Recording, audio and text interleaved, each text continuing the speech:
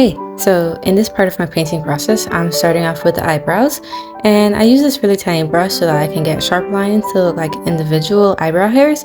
And satisfied with how the eyebrows look, I moved on to the ears, and then the face.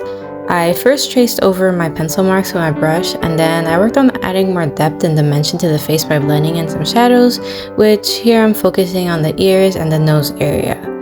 I'm using watercolor paints, and the nice thing about watercolors is that they are more of a transparent type of paint, and that being so I can continue to layer color to build it up. It's one of my favorite perks of watercolors. I enjoy taking it slow and easy and just chilling as I build up the layers of color until I get to where I want to be. And thanks to this, there's less likely of a chance to put down a bunch of paint and then realize that it's not the right color and just be screwed just because you went in too heavy with the paint. Generally, you won't be able to get such a thick and heavy color on the first coat using watercolors in comparison to like thicker paints like acrylics or more permanent mediums like markers, just because that's just how watercolors are. And I'm in love with using watercolors, so of course my evaluation is always going to be biased. But I just feel like the way the medium works so well with the way that I like to do my process.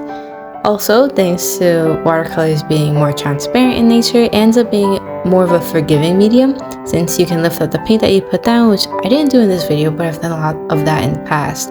And also, you can mess around with the layers of paint that have already dried by wetting the paper again and throwing some color around.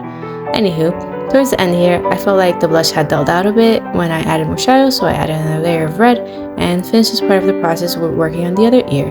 The eyes are still left to do, and you'll be seeing how I do that somewhere in the next video. See you then!